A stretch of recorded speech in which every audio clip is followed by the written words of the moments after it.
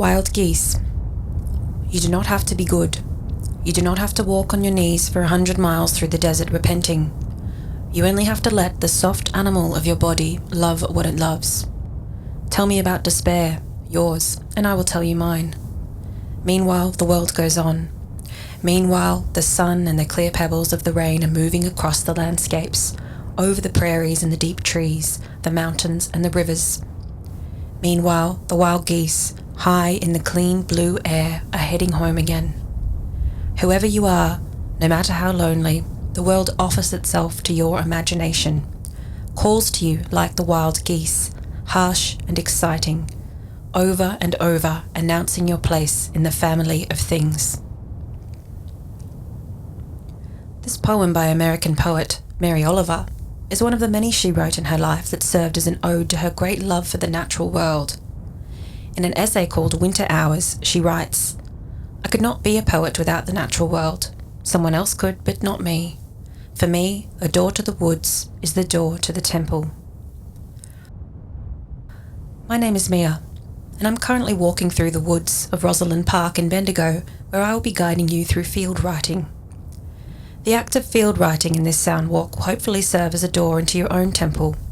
We will be observing, listening, and touching the natural surroundings, then turning our observations into a piece of nature writing. We'll start with grounding ourselves and our work. Today, I'm speaking to you from Jara country.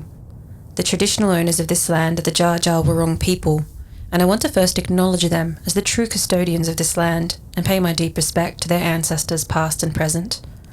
I also want to extend my gratitude to them for nourishing this land for thousands of years before I arrived here. I'd also like to extend respect to all First Nations peoples that this walk might reach. I encourage all listeners too, if you haven't already, to seek out the traditional owners of the land that you are walking on today and pay your own acknowledgements.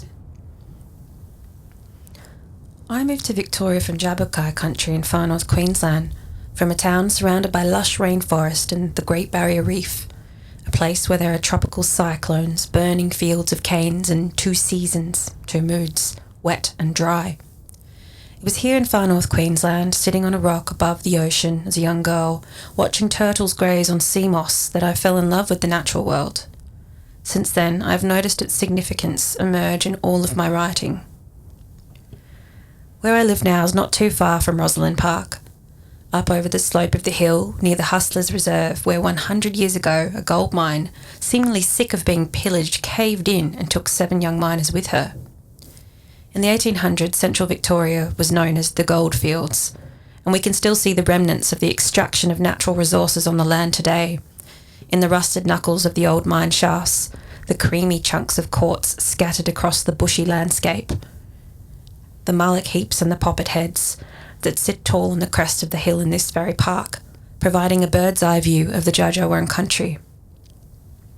Before colonisation, this park was a bushy woodland and a billabong, with waters that are now referred to as Bendigo Creek. Now there is an art gallery, a war memorial, a conservatory, a school and a museum scattered throughout this sprawling, beautiful green space.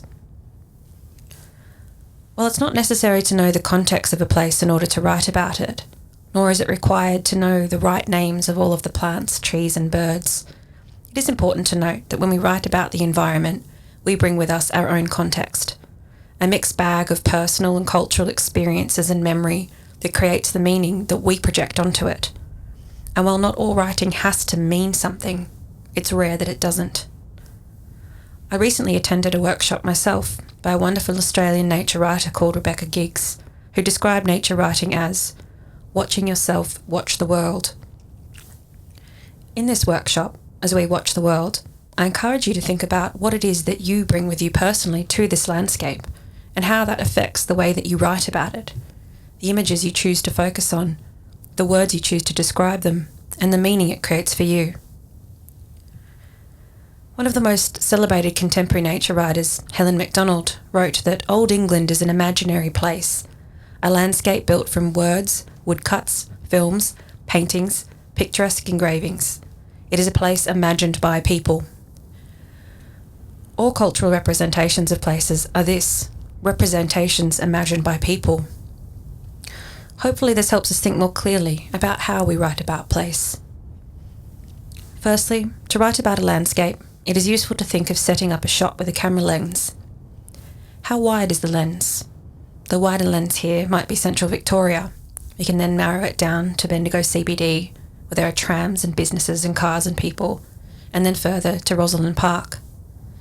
We can zoom in even further to the micro details of a place, like a certain leaf or insect or patch of grass.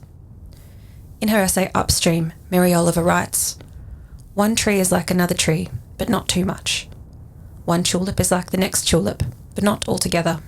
More or less like people, a general outline, than the stunning individual strokes."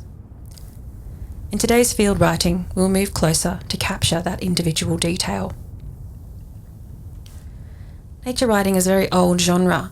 It's an important element of many First Nations oral histories and creation stories, an influence in ancient Greek literature, including Homer's Odyssey with his wine-dark sea and Aristotle's Meteorologica. Classic nature writing is attributed to mostly male American and English writers who wrote romantically about the landscape, such as Henry David Thoreau. There has been a recent burst of new nature writing in Australia and the world that shows that trying to capture and make sense of the environment is still an important facet of our cultural landscape, particularly as we live through a time that faces increasing threat from climate change. And as we live through difficult times such as the pandemic, nature provides us with respite. As nature writers, we have the ability to capture what it is that inspires us about the natural world, in the hope that it might remind people of what it is that they like about it, what they love about it, in the hopes it may encourage them to want to protect it. Helen MacDonald has noted that a classic genre move in new nature writing is try to make the space pre-industrial. She says, "If there are burned out cars and shotgun-addled road signs or a creek full of trash, don't leave them out. That's how the world is. Honour it." Australian poet Evelyn Araluen writes about urban natural landscapes beautifully in her essay Snugglepot and Cuddlepie and the Ghost Gum. She writes, "There's ghosts in the reserve. There's a rusted windmill and water tank, old concrete feeding troughs and burnt-out cars that crawl with the living, goannas, stray dogs, panthers.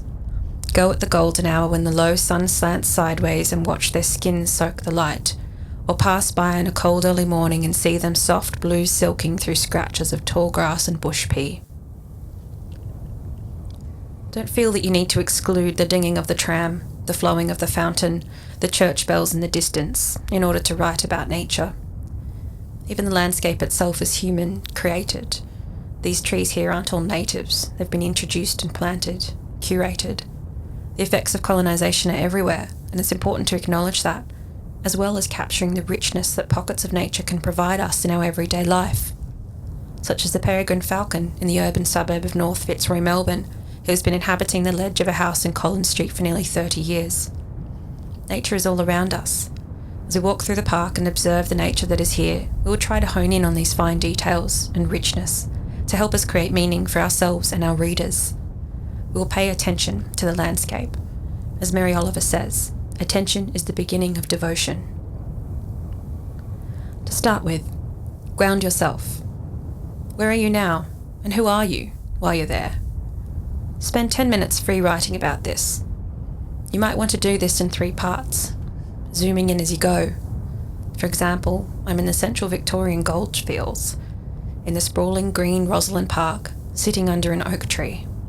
I can feel the wet spring earth seeping through my woolen tights and chilling my knees.